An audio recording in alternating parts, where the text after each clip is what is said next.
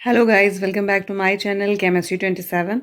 तो आज फिर से सॉलिड स्टेट की एक नई वीडियो मैं आपके साथ शेयर करने वाली हूँ। जो रिमेनिंग टॉपिक्स हैं उसको लेकर, जो टॉपिक्स हैं डिफेक्ट्स इन क्रिस्टल्स, इससे रिलेटेड वीडियो में आज हम डिस्कस करेंगे कि कितने तरह के डिफेक्ट्स होते हैं क्रिस्टल्स में और उससे क्या इफ़ेक्ट पड़ता है और वो कितने टाइप के होते हैं और हम कैसे आइडेंटिफाई करते हैं कि किस क्रिस्टल में कौन सा डिफेक्ट है और किस किस तरह से उसको हम कैटेगराइज करते हैं। तो बच्चों देखिए, जो क्रिस्टल है, जो क्रिस्टल बनने की प्रोसेस होती है उसको हम क्रिस्टलाइजेशन कहते हैं। ठीक है, तो वो जो प्रोसेस होती है, तो उस प्रोसेस के बनने के जो पर्सपेक्टिव्स होते हैं, एक बहुत मॉडरेट लेवल पे अगर मान लीजिए कि क्रिस्टलाइजेशन हो रहा है या बहुत फास्ट हो रहा है, तो उससे क्रिस्टल के अंदर डिफेक्ट जनरेट हो सकता है। ये क्रिस्टल जो होते हैं वो बिल्कुल परफेक्ट नहीं होते हैं, उनके अंदर कुछ इम्परफेक्शन होता है, जिसकी वजह से हमने यहाँ पर आज उसको डिस्कस करने की कोशिश करी है। और ये आपके 12th बोर्ड का सिलेबस भी है, एनसीईआरटी में बुक में आपको मिलेगा। और इस डिफेक्ट से रिलेटेड कुछ क्वेश्चन भी कॉम्पिटिटिव लेवल पे पूछे जाते हैं। तो चलिए आइए देखते हैं कि क्रिस्टल में डिफेक्ट कैसे होता है और कितने तरह का होता है। तो मैंने जैसा कि अभी बोला कि क्रिस्टल जो है वो इम्परफेक्ट होते हैं। क्रिस्टलाइजेशन की प्रोसेस अगर बहुत मॉडरेट लेवल पर हो रही है या बहुत फास्ट हो रही है, तो क्या होता है कि क्रिस्टलाइजेशन के टाइम पर डिफेक्ट जनरेट हो जाते हैं। तो देखिए, बेसिकली ये जो दो मेजर यहाँ पे कैटेगरी यहाँ पे मैंने लिख के रखी है, वो है पॉइंट डिफेक्ट और लाइन डिफेक्ट। तो सबसे पहले हम यहाँ पे पॉइंट डिफेक्ट को ये डिटेल में पढ़ेंगे। अभी हम इसको जानते हैं कि पॉइंट डिफेक्ट क्या होता है और लाइन डिफेक्ट्स क्या होता है। तो देखिए, जो पॉइंट डिफेक्ट्स होता है, वो जो इरेगुलरिटीज़ या होती है, वो बेसिकली किसी पूरे क्रिस्टल में किसी एक स्पेसिफिक पॉइंट पर होती है। ठीक है, जो उसका आइडियल अरेंजमेंट होता है उससे वो डेविएट कर जाता है और किसी एक स्पेसिफिक पॉइंट, यानी कि किसी एक कॉन्स्टिट्यूएंट पार्टिकल या फिर जिसको आपने एटम बोला, आयन बोला या फिर मॉलिक्यूल बोला, उसके ऊपर पाई जाती है, तो उसको हम बोलते हैं पॉइंट डिफेक्ट। ठीक है, इसके नाम से क्लियर है। अब दूसरा ये है लाइन डिफेक्ट। क्या है लाइन डिफेक्ट में? ये जो इरेगुलरिटी होती है या फिर जो उसके आइडियल अरेंजमेंट में डेविएशन यानी जो चेंज आता है, वो पूरे इंटायर रो में या पूरे लैटिस पॉइंट पर हमें मिलता है, तो हम उसको बोलते हैं लाइन डिफेक्ट। अब हम इस पॉइंट डिफेक्ट की डिटेल में जाते हैं और देखते हैं कि ये कितने तरह का होता है। तो बच्चों, टाइप्स ऑफ पॉइंट डिफेक्ट्स अब देखते हैं। तो ये बेसिकली तीन तरह के होते हैं: stoichiometric, impurity defects and non stoichiometric defect. तो सबसे पहले हम टॉर्शियोमेट्रिक डिफेक्ट्स के बारे में पढ़ेंगे। तो टॉर्शियोमेट्रिक डिफेक्ट बच्चों देखिए वो होता है जो कि जो क्रिस्टल लैटिस होता है उसकी टॉर्शियोमेट्री पे कोई भी इफेक्ट नहीं डालता। इसको हम इंट्रिंसिक या फिर थर्मोडायनामिक इफेक्ट भी कहते हैं। अब टॉर्शियोमेट्रिक से आप, ये थोड़ा सा टर्म टेक्निकल लग रहा है, तो एक सिंपल लैंग्वेज में बताएं कि जो नंबर ऑफ क्रिस्टल हैं, मतलब नंबर ऑफ क्रिस्टल में सॉरी, जो नंबर ऑफ कॉन्स्टिट्यूएंट पार्टिकल्स हैं आपके क्रिस्टल के अंदर, वो चेंज नहीं होते। ठीक है, जैसे कि मान लीजिए कि जो NaCl का एक आपने क्या कहते हैं क्रिस्टल ले लिया, तो उसमें जितने सोडियम आयन के मॉलिक्यूल्स होंगे, एटम आयन होंगे, उतने ही वो, और जो इतने क्लोरीन के होंगे, तो वो उसकी नंबर में कोई चेंजेस नहीं आएंगे। यानी कि Na भी और Cl भी, इनके नंबर में कोई चेंज नहीं आएगा, लेकिन किसी सर्टेन पॉइंट पर आपको डिफेक्ट दिखेगा, तो उसको हम बोलेंगे टॉर्शियोमेट्रिक डिफेक्ट। टॉर्शियोमेट्रिक डिफेक्ट को अब थोड़ा सा डिटेल में पढ़ेंगे। ये दो तरह का होता है: vacancy defect and intrinsic defect. तो बच्चों, पहला जो हमारा टॉर्शियोमेट्रिक डिफेक्ट है वो है वैकेंसी डिफेक्ट। यहाँ पे मैंने डायग्राम के थ्रू आपको समझाने की कोशिश करी है। तो इस डायग्राम में जैसा कि आप देख रहे हैं कि कॉन्स्टिट्यूएंट पार्टिकल्स की मैंने रो बनाई हुई है। तो एक रो में तीन तीन है, अगर आप अच्छे लॉन्गिट्यूडनल देखें तो तीन तीन बने हुए हैं। लेकिन यहाँ पर आप क्या देख रहे हैं कि यहाँ पर जो है जगह खाली है। ये जो खाली जगह आपको दिख रही है, यहाँ पर कोई कॉन्स्टिट्यूएंट पार्टिकल रह सकता था, बट कॉन्स्टिट्यूएंट पार्टिकल नहीं है। तो जो वैकेंट स्पेस है, वो वहाँ पे कॉन्स्टिट्यूएंट पार्टिकल रह सकता था, बट वहाँ पर डिफेक्ट की जनरेट होने की वजह से कॉन्स्टिट्यूएंट पार्टिकल नहीं है। तो इस तरह के डिफेक्ट को हम बोलते हैं वैकेंसी डिफेक्ट। बेसिकली क्या होता है कि ये जब आप किसी भी सब्सटेंस को हीट करते हैं, तो ये डिफेक्ट जो है हीटिंग के ज़रिए से डेवलप हो जाता है। यानी कि जब भी कोई लैटिस साइट वैकेंट रह जाती है, तो हमको वैकेंसी डिफेक्ट मिलता है। ठीक है, और ये डिफेक्ट जो है वो डेंसिटी डिक्रीज कर देता है सब्सटेंस की। अब जाहिर सी बात है कि कहीं पर अगर मान लीजिए कोई चीज़ कम हो रही है, वहाँ पे उस जगह पे कोई चीज़ रखी जा सकती थी, बट वो जगह खाली है, तो ऑब्वियसली उसकी डेंसिटी डिक्रीज हो जाती है। तो अभी हम दूसरा डिफेक्ट देखते हैं। चलिए। हमारा नेक्स्ट टोशियोमेट्रिक डिफेक्ट है इंटरस्टिशियल डिफेक्ट। यहाँ पे देखिए डायग्राम में मैंने बना के रखा हुआ है कि ये क्रिस्टल सिस्टम है, सिंपली दिख रहा है आपको। इसमें मैंने एक प्रॉपरली लॉन्गिट्यूडनल वे में आप देखिए तो ये जो रो है, इस रो में मतलब मैंने एक रो में 3 कॉन्स्टिट्यूएंट पार्टिकल को अरेंज किया हुआ है, ठीक है। तो इन दोनों रो के बीच में जो जगह खाली है उस इंटरस्टिशियल पोजीशन पर कोई एटम, मॉलिक्यूल या फिर आयन यानी कि कोई भी कॉन्स्टिट्यूएंट पार्टिकल्स आकर ऑक्यूपाई कर लेता है उस इंटरस्टिशियल साइट को, तो हम इस तरह की जो डिफेक्ट जनरेट होता है तो इस डिफेक्ट को हम बोलते हैं इंटरस्टिशियल डिफेक्ट। ओके, अब जहाँ पे ऑलरेडी बहुत लोग थे, ठीक है, वहाँ पे कुछ एक्स्ट्रा लोग आ गए, तो उन एक्स्ट्रा लोगों के आने की वजह से यानी कि डेंसिटी पर क्या इफेक्ट पड़ेगा, ऑब्वियसली डेंसिटी क्या होगी, इंक्रीज होगी।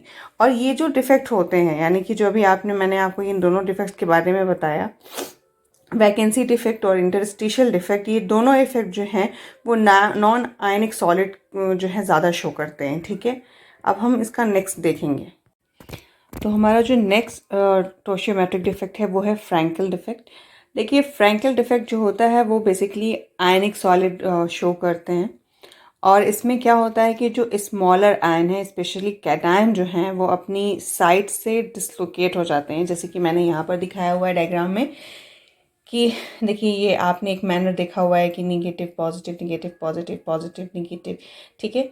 तो यहाँ पे पॉजिटिव होना चाहिए था, ठीक, ये पॉजिटिव यहाँ ना होके ये दूसरी इंटरस्टिशियल पोजीशन पर चला गया। तो जब इसने अपनी जगह छोड़ी तो इसने वैकेंसी डिफेक्ट क्रिएट कर दिया, और जहाँ इसने जगह ली यानी कि जो इंटरस्टिशियल पोजीशन पर ये गया तो इसने कौन सा डिफेक्ट क्रिएट कर दिया, इंटरस्टिशियल इफेक्ट। तो इस तरह से आपने देखा कि फ्रैंकल डिफेक्ट में आपको दोनों डिफेक्ट जनरेट हो जाता है, और ये आयनिक सॉलिड हमें शो करते हैं, और इसमें एक जो कैटायन होता है, जो स्मॉलर आयन होता है, वो अपनी जगह छोड़ के इंटरस्टिशियल साइड पर चला जाता है। तो इस तरह के जो डिफेक्ट को हम कहते हैं फ्रैंकल डिफेक्ट, ठीक है। और इसमें इन दोनों तरह के मतलब इसको डिसलोकेशन डिफेक्ट भी कहा जाता है, क्योंकि ये अपनी पोजीशन से डिसलोकेट हो जा रहा है, और डिसलोकेट हो जाने के बाद ये जो है दूसरी पोजीशन ले रहा है, इंटरस्टिशियल पोजीशन।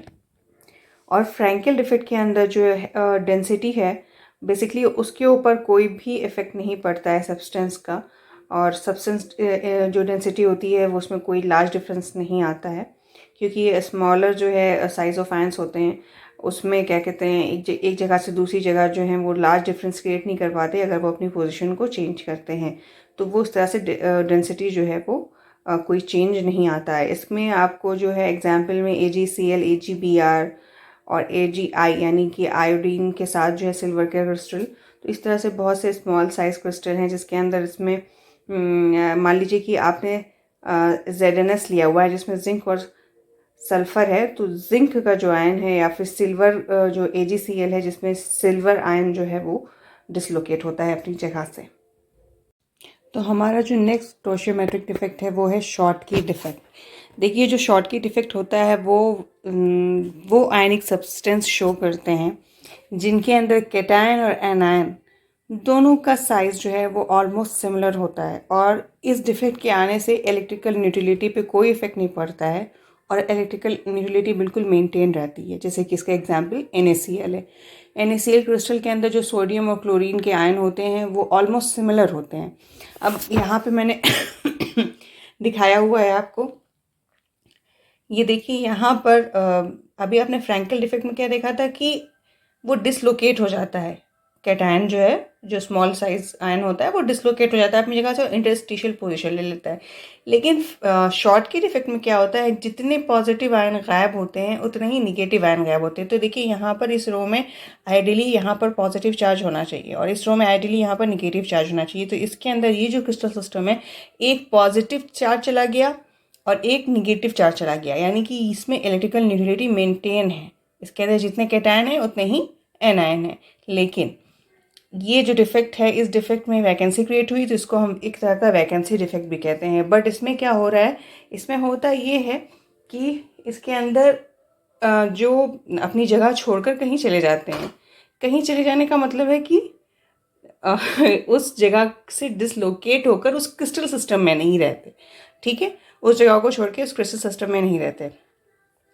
तो अभी हम शॉर्टकी डिफेक्ट और फ्रैंकल डिफेक्ट अगर दोनों को कंपेयर करें तो जो शॉर्टकी डिफेक्ट है वो वैसे सब्सटेंसेस में देखा जाता है जहाँ पर कैटायन और एनायन दोनों के जो है साइज ऑलमोस्ट सिमिलर होता है, और इससे जो है डेंसिटी जो है डिक्रीज होती है।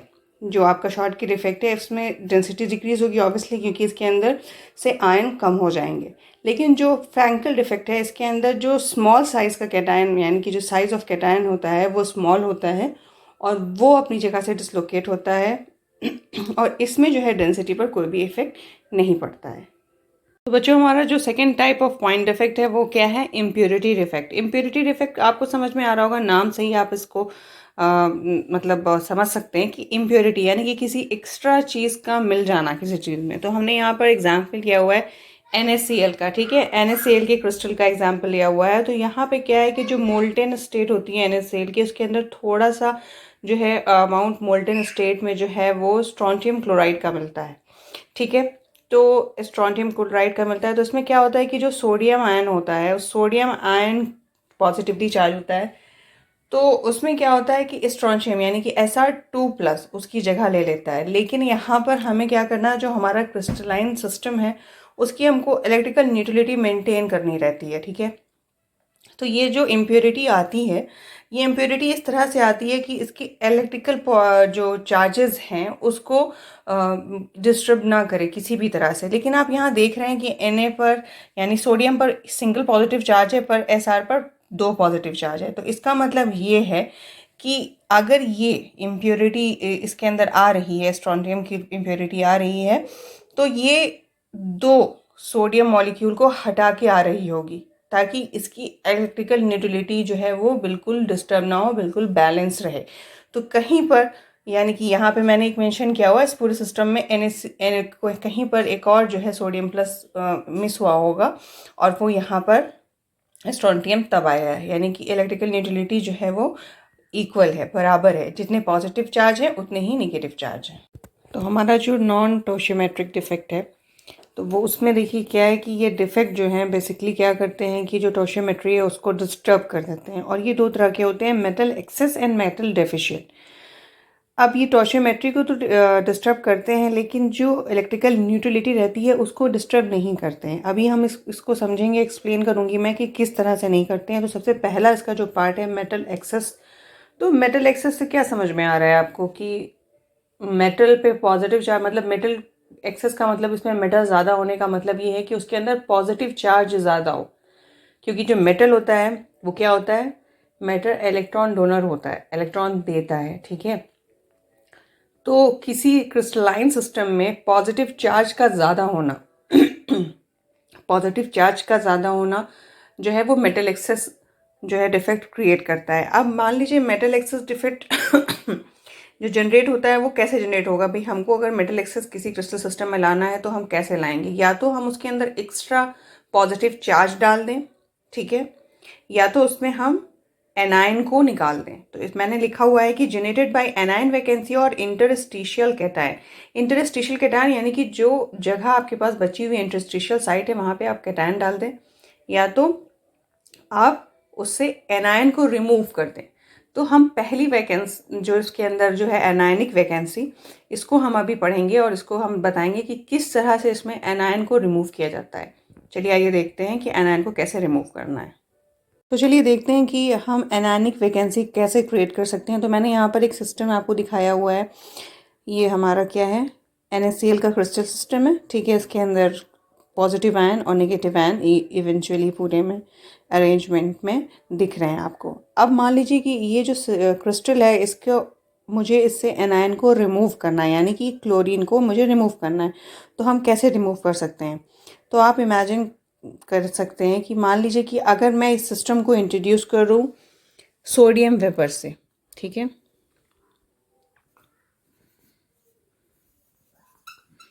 ठीक है, जो सोडियम वेपर है, जो जब सोडियम वेपर की फॉर्म में आएगी तो वो क्या हो जाएगी, आयनाइज हो जाएगी। तो आयनाइज जब होगी तो आयनाइज होने का मतलब है कि जैसे कि मान लीजिए आप कहिए सोडियम हुआ तो ये आयनाइज हो जाएगा, और ये आयनाइज हो जाने के बाद पॉजिटिवली चार्ज होगा और ये एक इलेक्ट्रॉन डोनेट कर देगा, ठीक है, ये एक इलेक्ट्रॉन इसने दे दिया और ये आपका पॉजिटिवली चार्ज हो गया। तो ये जो आपका पॉजिटिवली चार्ज हुआ है, अब ये क्या करेगा भाई, एक इलेक्ट्रॉन डिफिशिएंट हो गया। अब ये जो जो आपके यहाँ आपके निगेटिवली चार्ज आयन्स हैं, इनको क्या करेगा, अपनी तरफ अट्रैक्ट करेगा। तो मान लीजिए कि इसने इसको अट्रैक्ट कर लिया, तो इसने इसको अट्रैक्ट जब कर लिया तो भाई यहाँ से क्या हो गया, एनायन चले गए, तो इसमें पॉजिटिव आयन ज़्यादा हो गए। लेकिन आपको यहाँ पर एक मैंने बात बोली कि इलेक्ट्रिकल न्यूट्रलिटी मेंटेन रहती है।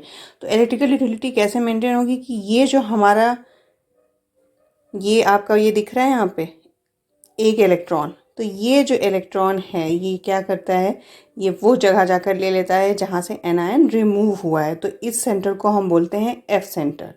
ठीक है, तो इस तरह से आपने देखा कि इसकी इलेक्ट्रिकल न्यूट्रलिटी तो मेंटेन रही, पर इसमें से हमने एनायन को निकाल के वैकेंट स्पेस बनाया। तो इस तरह से एनायनिक वैकेंसी, यानी कि एनायन को कम कर दिया आपने, एनायन को कम कर दिया। और एनायन को कम करने से क्या हो गया, पॉजिटिव आयन ज़्यादा हो गए और नेगेटिव आयन कम हो गए, क्लोरीन कम हो गया। तो इस तरह से इसमें मेटल एक्सेस, पॉजिटिव आयन ज़्यादा होने से मेटल एक्सेस डिफेक्ट।